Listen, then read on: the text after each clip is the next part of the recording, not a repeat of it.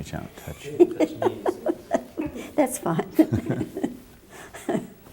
As long as I had it was when we were wearing mini skirts, and I was doing an interview with Robert Goulet, and that cat, he actually ran his hand up underneath the skirt to about there, and I went like that. Well, you got to watch those saloon singers. And I know.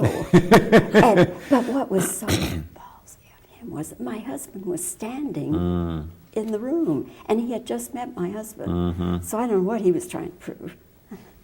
Robert Goulet. Hello. You do him very Thank you. Hey, Bobbie, anytime. What kind of fool am I? Sorry. So what impression is that you're doing? I was doing Robert Goulet for you. You are the best. I remember, Kevin, the first time I ever met you, I think was Glengarry Glen Ross. Yes. And you segued into some impressions, just blew me away. I was probably doing Jack back then, Mr. Lemon. Yes. Because I always liked to do Jack. He was a terrific touch of work. How you doing? I loved him so much, both as a person and as an actor. Oh, he was one of the greats. I mean, I feel, first of all, so blessed to have met him, to have known him, to have worked with him as many times as I did. And there are many times now in my life where I really miss Jack. I miss being able to pick up a phone and ask him for a piece of advice and invite him to something. And he was just a remarkable man who never allowed Hollywood glory to go to his head. Just a sweet man. He really was. And you know, sometimes in interviews, we are treated as the enemy. and I like it better when they treat us as individuals. Sometimes some of us might be the enemy, I don't know. But I have never tried to approach it on that basis. Yeah. And I just want to be accepted as a person. Well, and you don't have to love me if you don't. It's a big reason why you've endured as long as you've endured. Well, and I have endured, haven't I? Well, you are here to talk about a movie that I looked forward to, and it even exceeded my expectations. Beyond the Sea, and it's based on the life of Bobbie Darin. And I don't know if other people have told you this, but I remember the Bobbie Darin era very well. And when I saw you on screen, you really even looked like Bobbie Darin. Have you ever thought that you looked a little like Bobbie Darin? Yeah, it was sort of really when I was in my 20s. It all started much earlier with my mother, because my mother was a big Bobbie Darin fan, so I grew up in a house where his records were playing all the time. But when I got into my 20s, there was a couple of books that came out about him, and I didn't know virtually anything about his life. I just knew he was a great performer. That I then started to see photographs of him that I had never seen before, and I thought, well, there's some resemblance there. That's why when I then heard they were going to try to make a movie of his life, because there was another project at Warner Brothers for about 15 years, and I thought, well, this is the part for me, and I tried to get in on that movie, but at that point I had no film presence at all. I was just an unknown theater actor in New York, so I threw my hat in and it got thrown right back. And it's taken all these years of just watching the project and keeping my eye on it to where I finally got to a place, both in my film career, where I could negotiate the rights out of Warner Brothers, which I got in the year 2000. So for me, it's a fantastic dream to have finally been able to make this movie. I liked very much that early on in the movie, you meet it head on, but from the people who are saying, he's going to play a guy half his age, Sure. And the way you do that is brilliant. Well, I started to, it was never a big issue to me, the fact that I was older than Bobbie was when he died, because I knew, 4 years ago that I wasn't setting out to tell a linear or conventional biopic. I was going to warp time, I was going to break the rules, I was going to make this more of a fantasy and a celebration of his life and his work rather than a plodding, dark biopic in which I was going to start playing him at 17 years old. But I wasn't exactly going to announce that to everybody, but I did notice that there was a good amount of commentary that was being written about that this was the one thing that was going to make this film a disaster, was that I was too old to play the part. And I thought, sometimes the best way to deal with this is just to identify the elephant in the room and get on with it. So I thought, well, let's just do it. Let's just say it so that people can relax. They'll realize I know it too. And hopefully they'll go with the movie and enjoy it. There might be some for whom it's still a problem, but I think the reaction I'm getting from audiences is that they're just feeling very entertained, and they walk out of the movie feeling very uplifted, and to me that overcomes all of those sort of what for me were minor issues. When you started writing it, I know you are the co-writer on this. When you started writing it, did you immediately come up with the idea of the young Bobbie actually talking to the older Bobbie? No, that actually, quite frankly, came from a writer that I had hired initially to write a screenplay, but not enough of his work has ended up in the film for him to get a credit. But he was a wonderful writer, and it was a slightly different concept. Little Bobbie and Big Bobbie kind of intersected in a different place. Once I came up with a movie within the movie concept, I then decided that he would be the young actor playing Bobbie, and then as the movie evolves, you start to realize that, in fact, he actually is the young Bobbie Darin. It came out of, I think, something that Bobbie Darin said a number of times in his life that I found quite revealing, that he always said he felt like two different people, that Walden Robert Casado had spent half of his life trying to become Bobbie Darin, and Bobbie Darin had spent the rest of his life trying to get back to Walden Robert Casado. And I thought there's something to that, and I think maybe there's something to that with most men. You know, we always hear you ladies say about us men that, you know, the boy in us, or he's never grown up, or he's still a child. I take that as a compliment, by the way, but I also think that there's something true about that. I think that men are always grappling with the child in themselves, and have they grown up to be the man that they thought they could be. And there was something about the idea of taking us through the film through the eyes of a child, that little Bobbie is there to try to keep Bobbie Darin honest and keep him on track. And of course I found this remarkable young actor who was 9 years old when I cast him. He's got 4 Broadway shows under his belt, and he's a dynamo, and a wonderful kid to work with, a terrific actor, a great dancer, and a lovely singer. I was very blessed to find him, because that casting was key to me to make the film work. I think people need to know that you do all of your own singing as Bobbie Darin. Yes, I do. Now, in the Ray Charles story, Jamie Foxx does a tiny bit of his own singing, but mostly he's lip-syncing Sure. to real records of Ray Charles. Why did you decide to do your own singing?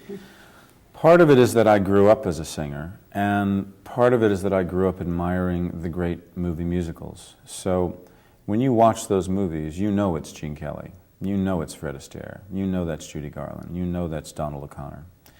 And I think audiences are thrilled by that. It was only later that it wasn't Audrey Hepburn. And it isn't to say that there aren't remarkable performances with actors lip-syncing. Jamie Foxx is a current example. But there have been films, you know, the Buddy Holly story, Gary Busey did all his own singing in that film. And I also knew that I was going to be expanding the music to these huge dance sequences, this sort of MGM-style dance sequences. And had we been tied to original tracks, we could have never accomplished that. It was a bit of a journey with the family, getting them there, because at first they were quite against my singing, and I understood why. A, they didn't know if I could. B, they thought, oh, well, this is just an actor's ego wanting to, you know, sing in a movie for the heck of it. But once I was able to meet with them, in particular Dodd Darin, who is Bobbie and Sandy's son, and they were able to hear from my heart how much I wanted to honor Bobbie, how much I wanted to do nothing but improve his legacy, and that the music had to be right. If the music wasn't right, then it didn't matter what else in the movie was, because the film is driven by music. And I started working on the music back in 1999, the first with a man named Roger Calloway, who was one of Bobbie's musical directors, and they did the great 1967 Dr. Dolittle album together. We just started piling through his catalog, which is more than 320 songs. Then I brought on Phil Ramone, who was our music producer, who's legendary, worked with Bobbie, worked with Sinatra, did all of Simon and Garfunkel's albums. Took me into the studio, this is back 4 years ago, recording just for me to learn about working in front of a microphone, working with a band, trying to get into the pocket of the music. I listen to those tracks now because they're not the tracks in the movie, and I kind of cringe because they weren't that good. But that's where I was at the time. But it's been a process over these last 5 years of trying to get my voice as close to Bobbie's as I could, to push my own talent, to test my own range. so that hopefully when people heard the music, they'd think, is that Bobbie or is that Kevin? If we accomplished that, then I felt we could both honor his talent, but that I wouldn't be beholden to be doing a slavish imitation, because Phil and I both believe that it had to come from me, or it would be hollow. And I'm happy to report that not only did the family get behind this finally, but they actually went into Bobbie's archives and they sent me all of his original arrangements and charts.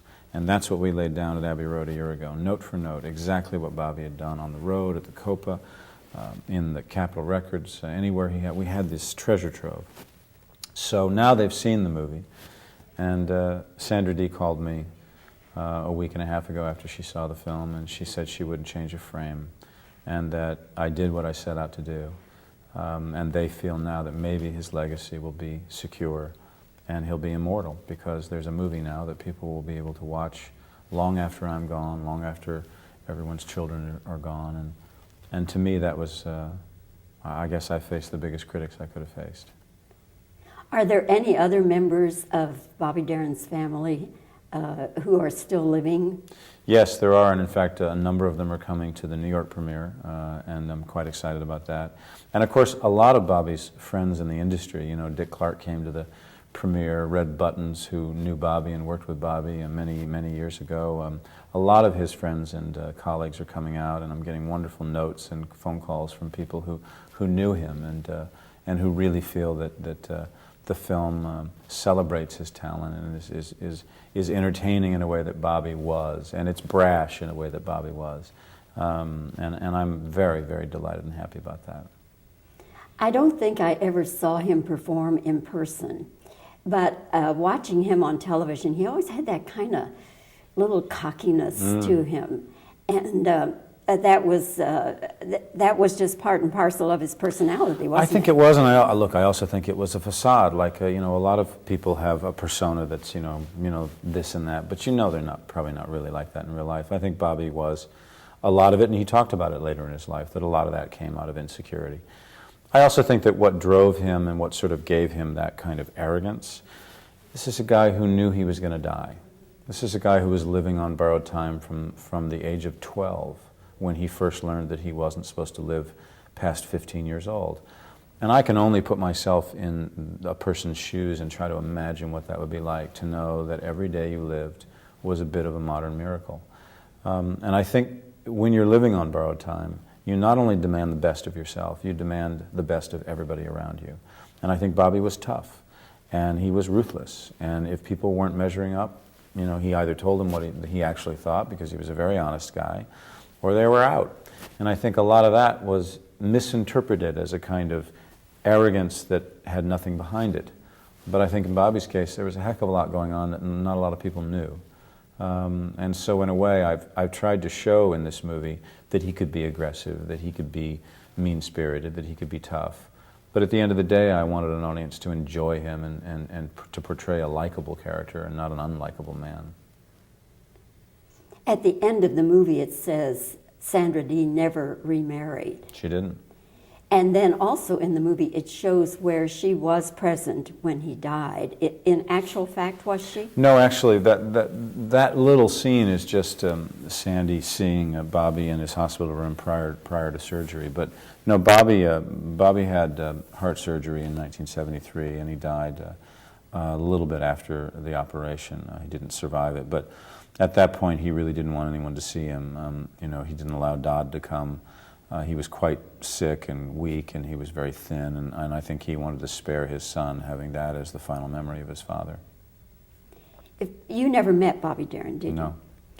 If Bobbie Darin were alive today, what would you ask him? How the hell did you do all that? I mean, it's stunning to me, a man who was as sick as he was didn't say to himself, you know, okay, I'm going to take it easy in my life. I mean, he could have had an easier life. But instead, this is a guy who wrote his own songs, sang his guts out, danced, was an actor, did impressions, played the piano, the guitar, the drums, the harmonica, the vibes. He did everything. And smoked. and pushed himself every time he went on stage to give an audience his all. We don't have that many entertainers that do that now, you know. We don't even have that many entertainers who sing live anymore. And I think what Bobby Darin did was timeless. You know, Tony Bennett was asked recently, why do you think you've endured so long? And he said, because I've never sung to a demographic. I sing for everybody. And I think Bobby Darin sang for everybody. And I think that's why I hope that all the effort and the love and the dedication that we've poured into this film will turn the spotlight back onto this man who's been largely forgotten, but whose legacy will endure forever. There's a book out now about Bobby Darin, Michael Starr's book. Well, that I haven't read. The David Grenier's book I have read. There are two books out now, but I haven't read Michael Starr's book. Is this all just a coincidence? Well, I suspect not. I mean, I was delighted over the summer that Warner Brothers released a 40-track CD of Bobby Darin's greatest hits that they called Beyond the Sea. It hit the charts in the UK at number 26, the first time Bobby had been on the charts in the UK since 1960 with That's All. There's a new DVD CD that came out called Aces Back to Back. Capitol's just released a CD of Bobby's called Legends. The two books. I'm delighted, because I hope that all of these things will have an effect on Bobby's legacy, that suddenly people who didn't know who Bobby Darin was. And by the way, I've made a movie where it doesn't matter if you know who Bobby Darin was to enjoy the film. You don't have to pass a litmus test of facts. If you don't know who he is, you'll come and see the movie and you'll discover who he is. I'm delighted because I think that this sort of Bobby Darin fever is long overdue. And I hope that we have something to contributing to that. I can't stop without commenting about your dancing. I mean, up there, twinkle toes. You're great. Well, thank you. I had a great choreographer, and that director, he just worked me like a dog. You know, I'm not sure I'll work with him again. That director being yourself. Yeah, he was just an SOB. He not only had me, you know, working all day long until about 7 o'clock at night, but then I had to go to dance rehearsal at 9. This is pretty much through the movie because I had to learn those dances throughout the film. And, you know, all I'll say about it was I'm not a professional dancer. They treated me like I was, and it was bitterly cold because, you know, what many people don't know is that we shot this entire movie in Berlin in November, December, and January, not known for its spring-like days.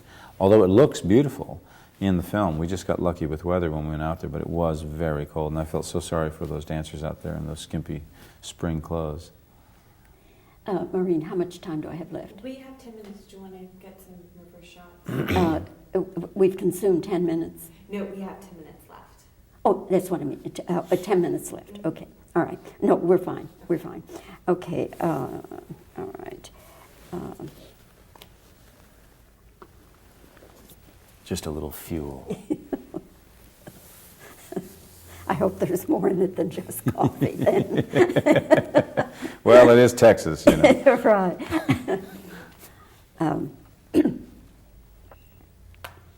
How many people tried to talk you out of doing this movie?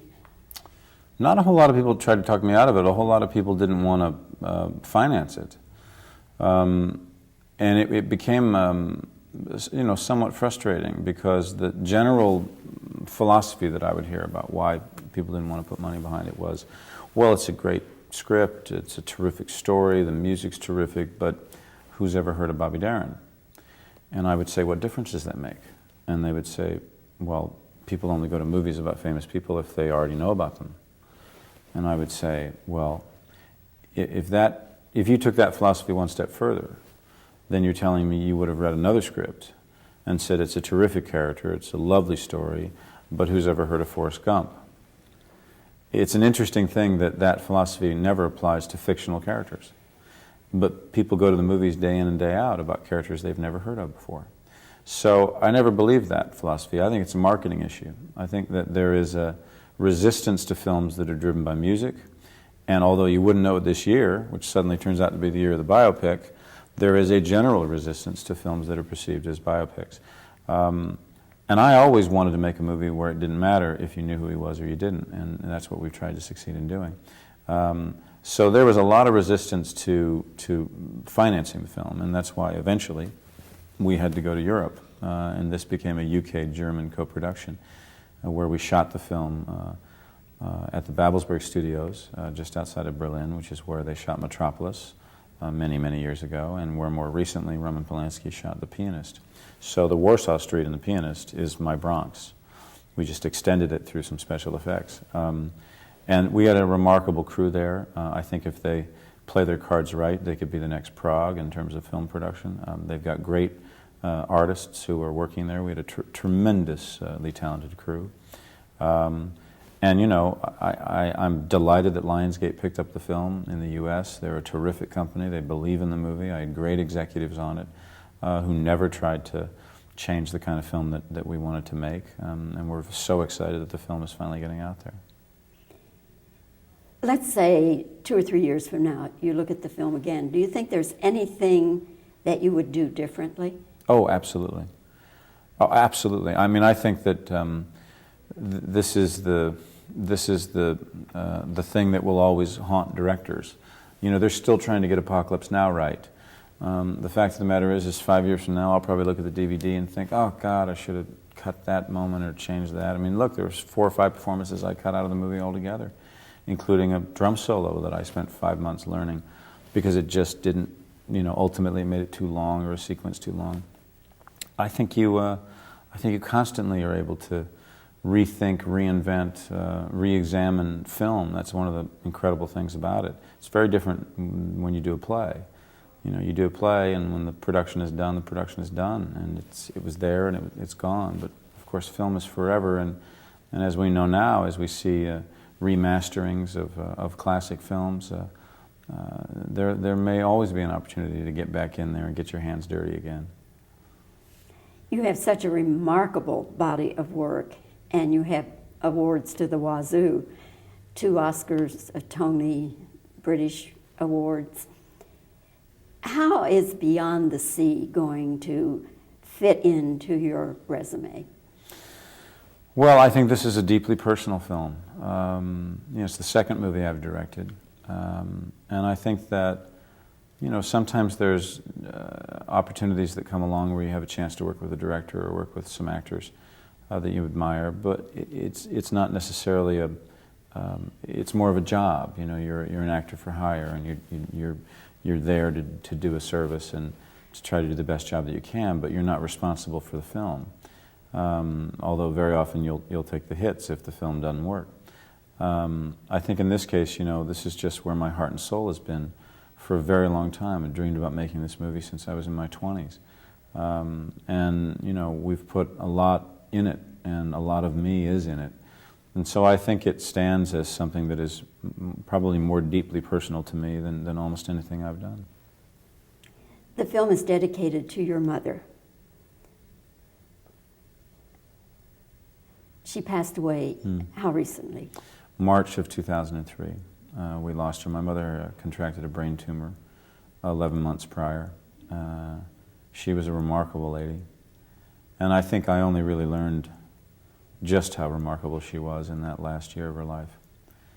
You know, I think maybe as sons and daughters, we appreciate what our parents do. But I don't think I ever truly appreciated how much my mother had done what she'd done in her life, the way she'd raised a family, the way she'd worked as the breadwinner in our house for so long, her attitudes, her humor, until I saw how she handled death. She never lost her humor. She set the tone for all of us. She directed it. And that last 11 months with her, where I basically stopped everything and took that time off, was both a difficult time, but also a remarkable time to be able to spend with her. And this movie meant more to her than any film that I ever set out to do. Her being the one that introduced me to Bobby Darin the first time, her always believing in my musical talent. And every day she always wanted to know how the movie was going and was it going to happen. And I sat in that house with her and I wrote this screenplay with her and played her the tracks that we were working on at the time. And I was always keeping her up to date on this film. And so her presence was in me this entire film, and I feel like she hovered through this entire project. And because it's a film about mothers and sons, it was very easy for me to dedicate the film to her at the end. because in the end she's the reason I am here and doing what I'm doing, because she supported me and believed in me from the time I was very young. You have brothers and sisters? Mm-hmm. And are they, what do they do? My sister is a paralegal and remarkably close, and I've been close to her and her children for a long, long time. I don't have a relationship with my brother, and I haven't for 25 years. But I am close to almost every other member of my family. Well, again, Kevin, I am so happy for you with this movie. I know it was a labor of love. And it's just so entertaining, and I defy anybody to be able to sit there and not tap their feet and wish they could get up and dance in the aisle. Well, that's my evil plan, is that people will go out singing and humming and uplifted and want to go out and discover more about Bobbie Darin. And I love Mac the Knife, but the one that really turned me on, That's All. Ah, it's a great song. That is a great song, and mostly it's done in, you know, a slower tempo. That's right. But I loved this. Well, Bobbie was the first to actually do it as an up-tempo number. I'm actually returning it to a ballad in the concert tour that I'm doing. But Bobbie was the first to make that song swing. Well, it does. It rocks. Thanks. Thanks, Thank Bobbie. you so It's much. great to see you. Good to see you, Thank Kevin. Okay, now we're going to move. Okay. All right. Okay, stand by. Yeah, all yours. Why did you decide to do your own singing rather than lip sing? Wait a minute. Why did you decide to do your own singing instead of lip syncing to Bobbie Darin's music? Well, because I grew up with some of the great MGM musicals, and I always knew that was... That's good. Okay. If Bobbie Darin were alive today, what would you ask him? I would probably ask him how in the heck he did everything that he did in his life, because he was one of the most remarkable entertainers we ever had. That's fine. Let's see. I have to replay all of this. How many people tried to talk you out of doing this? Actually, not many. The only real opposition I got was in trying to raise the money for it. That's good. Okay. Have you had any reaction from Sandra Dee or her son? Yes, I think probably the most emotional screenings I've had is showing the film to Sandra, to Dodd Darin, to Steve Blauner, who John Goodman plays in the movie.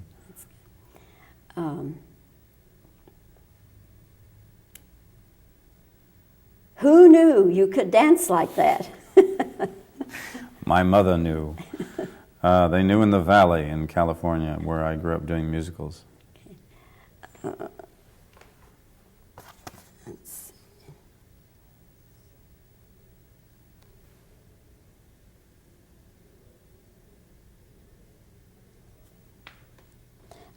I didn't ask you this, but I will. Did Bobbie Darin really return to Vegas, and is that the way it happened, as shown? It is close to the way that it happened. What had actually happened was he'd done a nightclub act where he took off the toupee, and he was as the Bob Darin character with the sideburns and the mustache. And he sang a set of songs, didn't really cover his hits, or he might have covered them in sort of a quick medley. And he did a lot of songs that the audience wasn't listening to because I don't think they could get over the way he looked. About 9 months later, he came back and he did the same set of songs, but this time he put on the toupee and the tux, and they gave him a standing ovation. And that's the night he learned people hear what they see. In the film, in places, you look very much like Bobbie Darin. Has anyone ever told you that?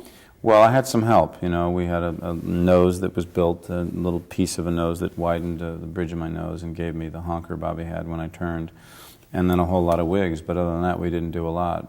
Yeah, I started to hear that when I was much younger, that I kind of resembled him in some ways. I remember seeing Bobbie Darin on television, and he always seemed so kind of cocky.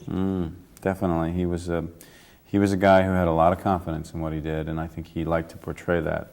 I think he later even admitted that that sort of came out of a really insecurity. But boy, he sure had a style. Okay. Grand.